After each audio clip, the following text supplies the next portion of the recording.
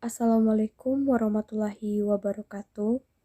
Perkenalkan, nama saya Chelsea Elindia dari Lokal 5C dengan Prodi Pendidikan Agama Islam. Pada video kali ini, saya akan menjelaskan tentang perkembangan dan peradaban Islam di Afrika guna memenuhi tugas terstruktur dengan mata kuliah Sejarah Peradaban Islam dengan dosen pengampu Bapak Mahmud Hibatul Wafi. Sejak masa kenabian Muhammad SAW, wilayah-wilayah Afrika sudah bersinggungan dengan Islam. Sebelum hijrah yang kedua ke Yathrib atau Madinah, umat Islam sudah terlebih dahulu hijrah ke Habasyah atau Ethiopia yang termasuk bagian dari wilayah Afrika. Dalam buku Islam The Key Concept, Oliver Lyman dan Kezia Ali menuliskan bahwa masuknya Islam ke benua Afrika dipengaruhi oleh ekspansi besar-besaran di masa kekhalifan Rashidin dan dinasti Umayyah. Sejak itulah sehingga saat ini Islam merupakan agama mayoritas yang dianut penduduk di benua Afrika. Islam pertama kali berkembang di Habasyah bermula pada Rajab tahun kelima kenabian. Saat itu umat Islam di Mekah terus memperoleh perlakuan buruk dan dianiaya oleh kafir Quraisy.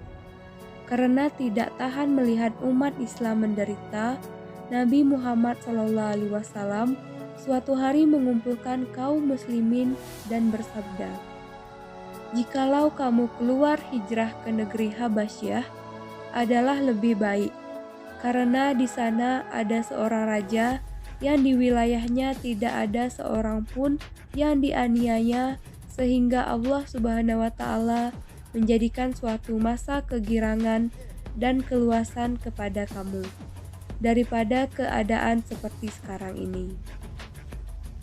Berkat arahan dari Nabi Muhammad SAW, umat Islam di Mekah melakukan hijrah yang pertama ke Habasyah atau Afrika. Raja Habasyah kemudian menyediakan suaka dengan tangan terbuka. Sejak itulah Islam tumbuh dan berkembang di Habasyah. Ekspansi Islam mencapai Mesir di masa pemerintahan Khalifah Umar bin Khattab. Saat itu Mesir berada di bawah kekuasaan Bizatum atau Romawi Timur. Perpecahan mazhab dan aliran Nasrani serta sistem pemerintahannya yang tidak efisien di wilayah Mesir menguntungkan umat Islam. Pada 21 Hijriah atau 641 Masehi, pasukan Islam yang dikomandoi Panglima Amr bin As dapat memukul mundur pertahanan pasukan Romawi. Satu demi satu wilayah Mesir jatuh ke tangan umat Islam, mulai dari Pelus, Heliopolis hingga Alexandria. Melanjutkan ekspansi yang dilakukan Umar bin Khattab, Afrika Utara jatuh ke tangan Islam di masa pemerintahan Khalifah Utsman bin Affan. Pada 644 Masehi, wilayah Barsa di Afrika Utara diduduki pasukan Islam. Selanjutnya, Tripoli juga menyerah.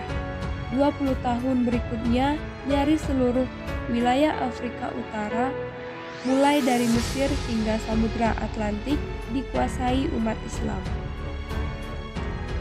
Pemerintahan Islam kemudian berkembang pesat di masa dinasti Umayyah.